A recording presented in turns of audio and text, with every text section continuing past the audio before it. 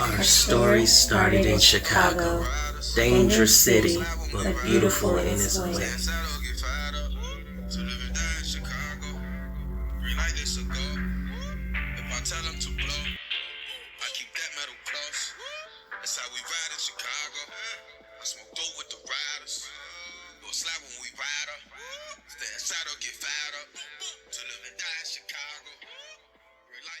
We grew up in the hopes of a life full of joy and happiness, but it seems like some evil force followed us and attacked us at every chance it got, filling our childhoods with drama, stealing any innocence it could until we were broken, full of darkness, lost in a world full of people with such cruel intentions towards us, with a smile on their face. Even though we felt like there was no end, no light at the end of the tunnel, we still knew that there was joy and happiness out there somewhere for us. I was stolen away, taken across the world, isolated and alone, trying to find myself in others, helping and caring for others that didn't even see me as an equal. I stayed in Chicago, looking for the person I saw in the mirror each day, surrounded by people that stolen anything they can from me. I was a ghost to everybody until someone needed something from me. Treated like an option and not a blessing, we still kept our light bright and fought to reach for what we thought was the answer, but still attacked, brought lower, and brought closer to death. But even with all the fake surrounding us, we knew there was a real one out there waiting for us. And then it happened. A flame was ignited. Flooded with darkness, we found a light, an angel, an equal, our twin.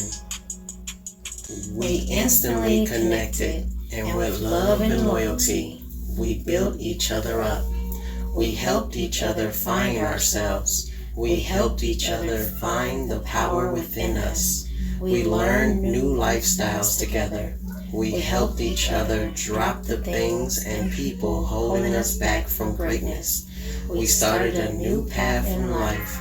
Even though it could be beautiful, there are still attacks and mistakes.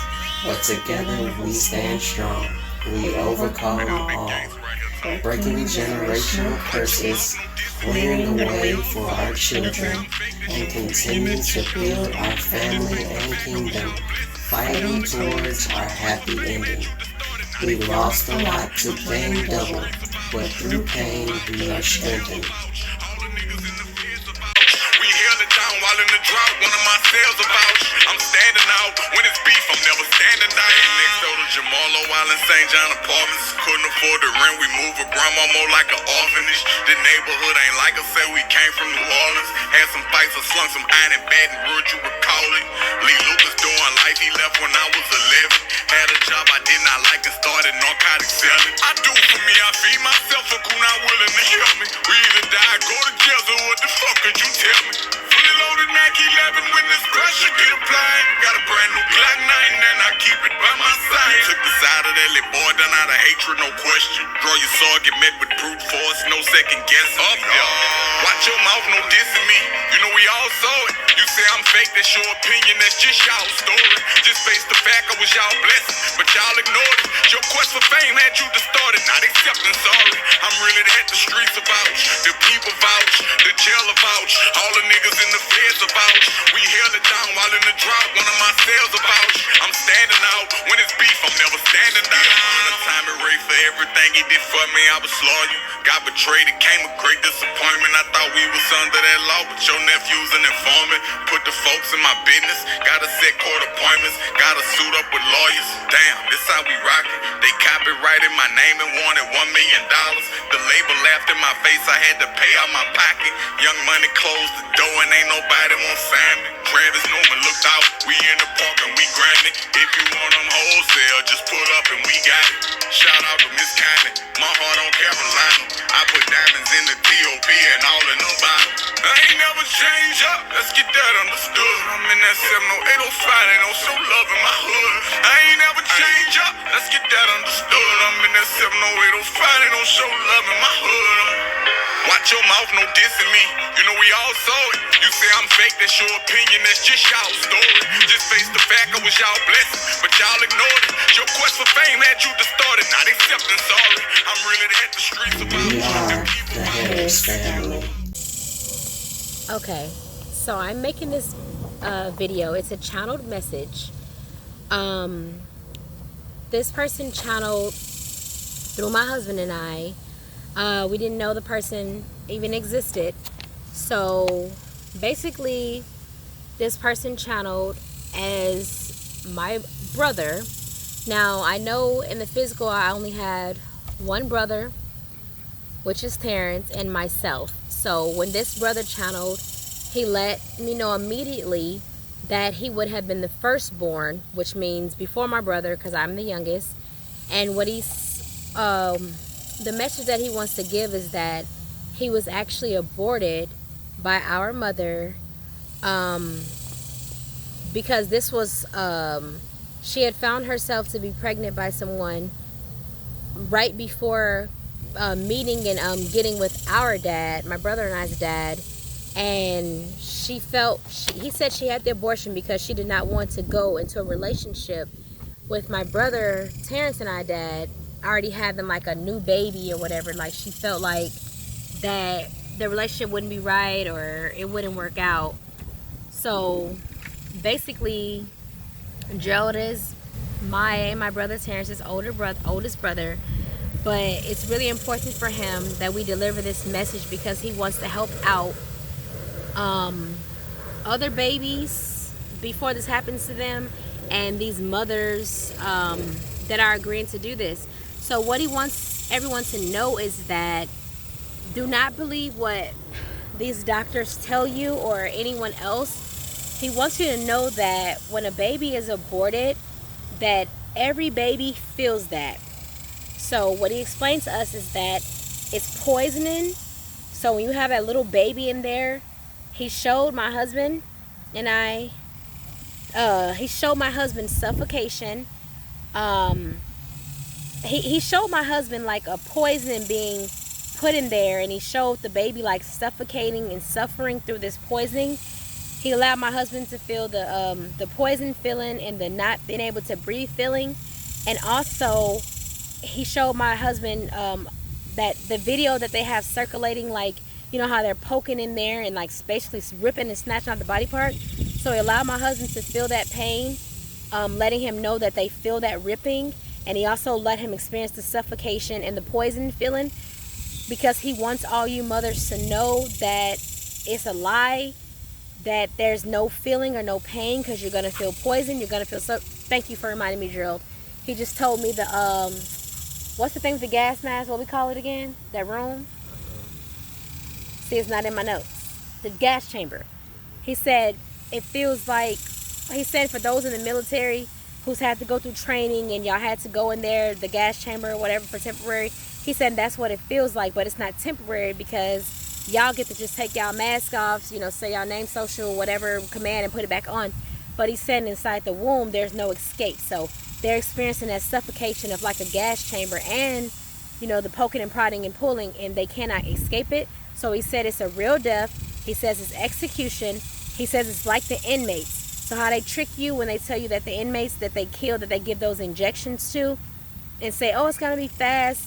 He's saying, no, it's not peaceful. He's saying you feel everything. So this message, and it's crazy because like my stomach is hurting. Like I can feel the pain and sadness from him. So what he's saying is, do not, you're basically doing cold blood murder. You're killing these kids in cold blood murder. Do not let them fool you. Do not abort anything. Don't take no pills. Don't let them trick you, because, you know, from the moment, you know, of conception, you already know it's real. It's there. I don't care if their machines can't detect, you know, them babies. It's there. They're already alive. Like we said, when it's already coming from the man, that's live. All that's alive already. That egg, all that's live. So what he's saying is, when you do this, it makes it harder for that child that's aborted to ascend. And you know, ascend means to go higher, go further. It can mean to go to different dimensions, different planes. Basically, he's saying it means going to your peace, going to your peaceful place. Like how here they've deceived y'all and tricked y'all, and they call this place heaven or whatever. He's saying it's harder to get to that place of peace and that place of completing your mission, because that baby has to heal from that physical pain that it went through, that confusion, that not understanding. And he's also saying that they reincarnate back unto bad families, because it's like you're putting a curse on them. The curse, you're already putting it on the bloodline, but you're putting the curse directly on that baby, because he's saying that it's a sacrifice. What he's saying is, it's not in my notes, he's telling me now. What he's saying is, whether you know it or not, it is a sacrifice to the enemy, because he's saying, who do you think coerced you to do the shit in the first place? He said the enemy is the one who tried to convince you. It'd be a good idea. The baby gonna be fine. The baby ain't gonna feel it. The baby gonna get a shot. It's gonna be sleep. Oh, you know, your life ain't gonna be good if you don't do this. So what he's trying to say is, nothing of good, there's no good source that's gonna tell you to murder a baby inside of you. So what he's saying is, because this enemy has coerced you to do this horrible act, you are directly a sacrifice. This baby is a sacrifice to that enemy. So it's almost like, do what you will with this child, because basically you're the Lord of this child. You know, the enemy, I've given them to you. So that's why when they reincarnate, they come back into bad families. They're placed into bad families because they have this curse on them, and they're not fully healed from this. And an example, not too personal to say, when they reincarnate back into bad families, they can be in certain things, certain abuse. It can be physical, mentally, emotionally, sexually. And because these wicked spirits that they are reincarnated back into, they know who the child is, or they know the child's gift, or the child's power, and they know the child's potential. So by them being deliberately basically to the hands of the wicked, because they've been sacrificed, it keeps their vibration low, because the people want to keep them trapped here so they can use them as like an energy source and pull from them. So really, you think, oh, this child's in a better place, oh, this child's in so-called heaven. No, you basically, if we can compare it to words you understood, you basically put this child in so-called hell, because now they're suffering and they're having a harder time to get to that place of peace because of what you have done to them. So it's really important to him to let y'all know that don't just think that they're the ones suffering. Don't think that you guys are going to get away with this, because the mothers that did fall for this and that did abort them and that did put them through this suffering, you're going to go through that same torture. But he's actually saying that it's going to be hundreds times worse, or I'm just using that word, you know, so that y'all can understand. He's saying y'all torture is going to be worse. So for y'all to make it right, if y'all had abortions, don't have no more. For those that did have abortions, y'all need to really go in deep within yourself. Like I said, whether you want to call it, you know, meditation. You want to get you some kind of way to tap in and tune to yourself. You need to make your rights wrong with these babies that you aborted, because if you don't reverse what you've done in spirit and correct it, you are going to be tortured for eternity. The same way that you murdered them with that suffocation and that poison, you're going to go through the same thing, the same cycle. You're going to be stuck in the same loop, and you're going to become that same sacrifice to the enemy that you made your child that sacrifice to. And he just said now, I heard him say, ignorance is not an excuse, because he's saying that if you watch this video or someone else that's told you this, now that you know the truth, it's your job to correct it and to fix it. He says they don't care what your pastor's saying or what nobody ain't told you. There ain't no damn Jesus.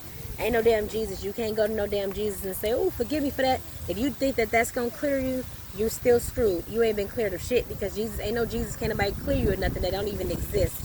So you need to go in and do the work yourself. You need to do your spiritual work. Right your wrongs with this baby. Find out this baby's name that you aborted. Find out a way to connect with this baby. Ask for this baby's forgiveness. And that's the only way that you're going to move forward. Never do it again. Admit that you did it. Teach others not to do it, because you're just lowering your own spirit and lowering your own vibration. So I believe that I said everything that was needed to be said. His main message was, don't believe these doctors or anyone trying to convince you that murdering an innocent child would be better. He's also saying you need to love yourself enough to feel like the situation my mom was in. If you find out that you were pregnant and then you started dating this new guy, or you found out after you dated the new guy, you need to love yourself enough to know, like, if this guy don't want to accept this child that you had before him that has nothing to do with him, then it's not the right situation for you. But you don't ever choose to murder somebody because you feel like, oh, this is not going to go right with my plan of life. I mean, you're an adult. You made the decision to sleep with this person, and even if you didn't, for those of you that were raped and things like that, this child still has a purpose when they come to this earth. That person who raped you will be, they will have, the penalties and bad things happen against them. But you don't murder something that's of yourself because you feel like it's not going to just go with your plans or go with your way of life, because you will be punished and will catch up to you. But his main goal is to let you know that these aborted children are all suffering right now, because he's saying that they abort them, they forget about them, they don't talk to them, they move on with their life, they have other kids because they think they're in this so-called heaven, but really they're in agony.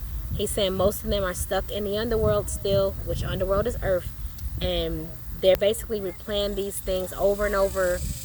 They're planning their murder over and over. They're suffering, they're stuck, they're lonely, they miss their original families because no one's reaching out to them. So if you've done this, you need to make you some kind of little memorial or something where you continue to talk to this child, build this child up, strengthen this child so that they can ascend and that they can go on to higher planes and ascension.